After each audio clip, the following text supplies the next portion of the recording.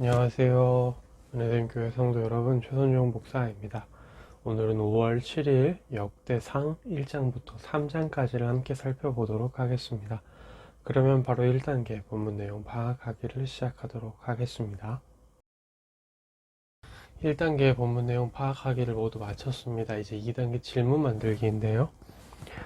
보면 족보가 나오는데 이스라엘 민족만의 족보가 아닙니다. 1장 28장 8절부터 33절까지는 이제 이스마엘 자손들에 대한 얘기가 나오고요. 34절부터 54절까지는 에서에 대한 그 자손에 대한 얘기가 나오면서 에돔 땅을 다스린 왕들 이야기도 나오거든요. 이들은 유다 지파 그리고 이스라엘 그 민족이 아닙니다. 그런데도 지금 역대기에서 족보를 기록하고 있거든요. 이게 진짜로 그냥 태어난 아담으로부터 쭉 태어난 자손들의 어떤 것을 다 기록하고 있냐라고 하기에는 누락된 게 많습니다. 예를 들어서 가인의 족보도 지금 나타나지 않고 있고요.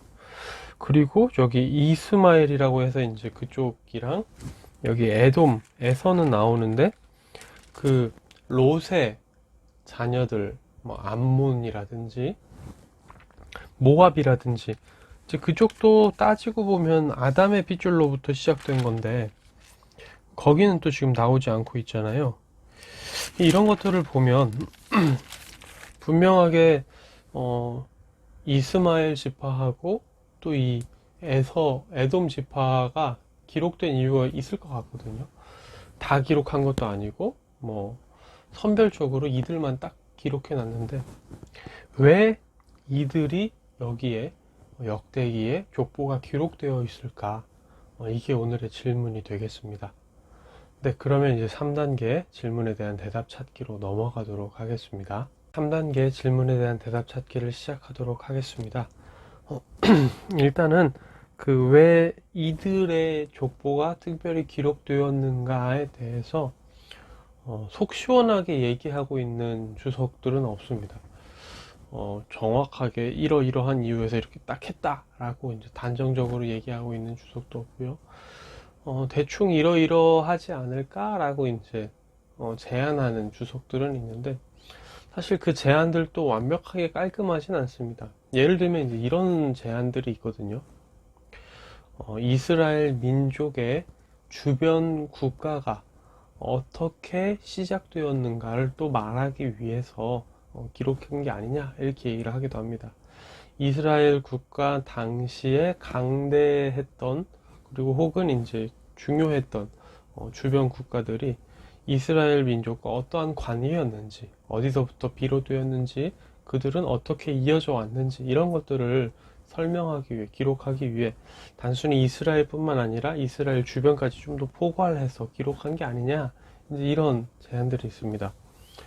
그럴 경우에는 확실히 이것도 어느 정도 이제 일리가 있는 게 우리의 정체성 뿐만 아니라 우리 주변에 있는 정체성까지 얘기를 하면서 좀 더 넓은 시야와 좀 넓은 이해를 가질 수 있게 도와줄 수 있죠.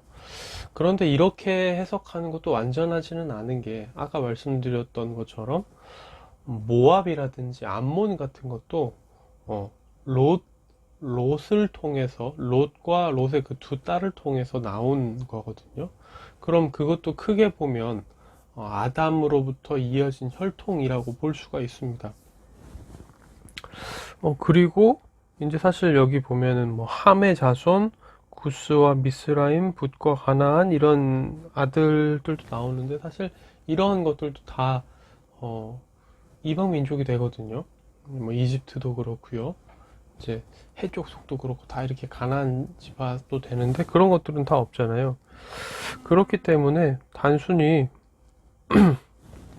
우리가 이 그 이스마엘 자손들과 에서 자손들에 대해서 단순히 그냥 이방 그 근처 민족이었기 때문에 그들도 포괄해서 적어놓은 거다라고 하기에는 이제 석연치 않은 구석들이 아직도 남아 있는 거죠.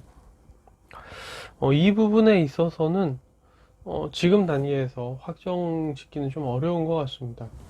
왜 이들의 족보가 여기까지 있는지에 대해서는 좀 더 우리가 생각해보고 묵상해보고 연구해 봐야 될 것 같은데, 그냥 몇 가지의 어떤 가능성은 좀 열어둔 채로 어, 정리를 해 봐야 될 것 같습니다.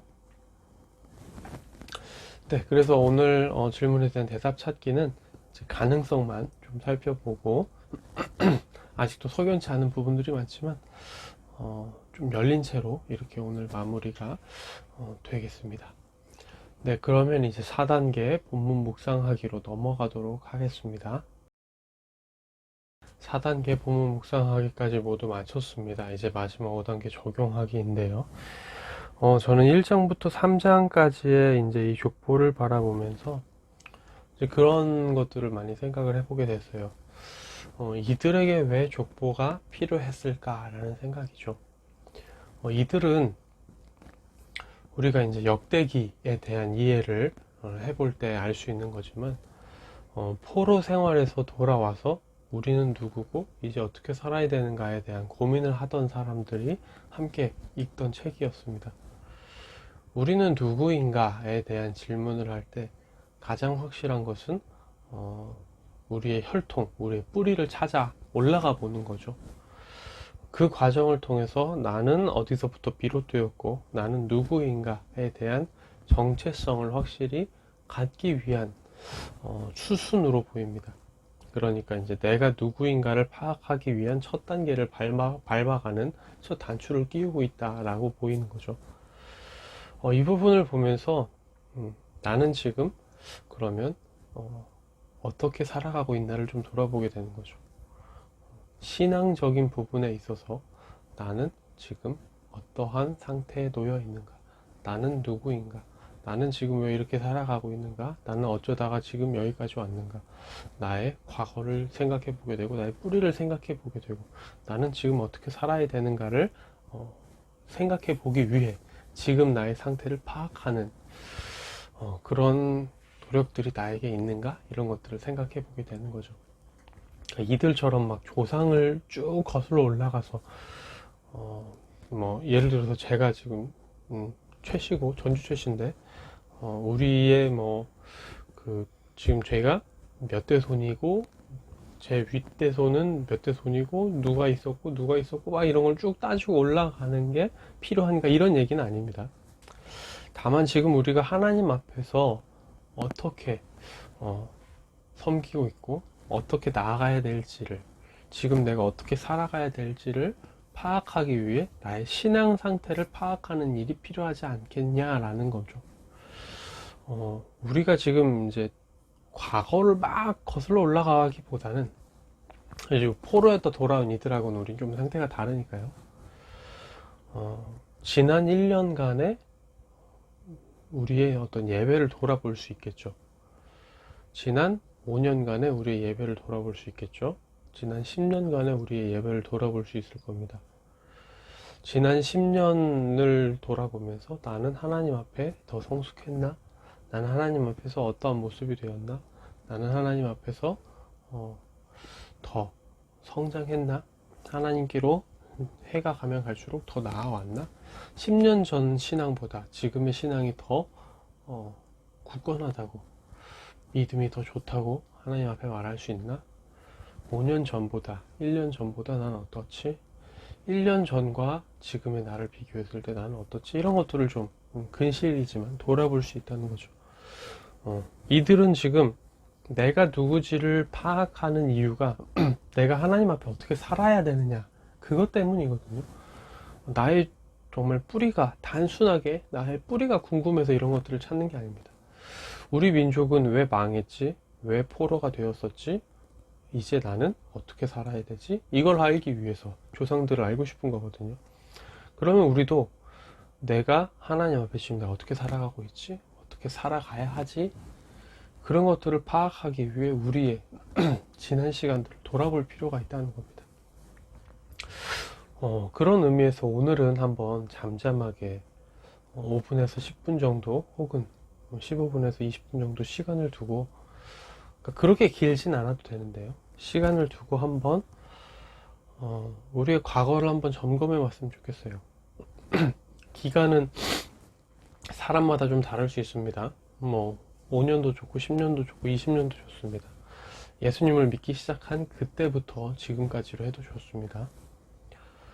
그동안 무슨 일이 있었고 나는 지금 어떠한 일들을 겪어왔으며 하나님 앞에서 나는 어떻게 살아가고 있는가, 나의 믿음은 점점 성장했는가, 정체되어 있는가, 혹은 더 하나님 앞에서 믿음이 약해진 것 같은가, 이런 것들을 한번 정리해보고 기록해보고 한번 확인해보는 거죠.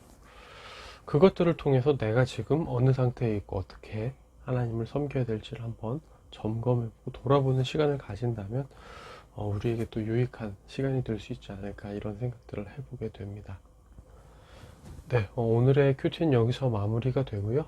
내일 다시 뵙도록 하겠습니다. 안녕히 계세요.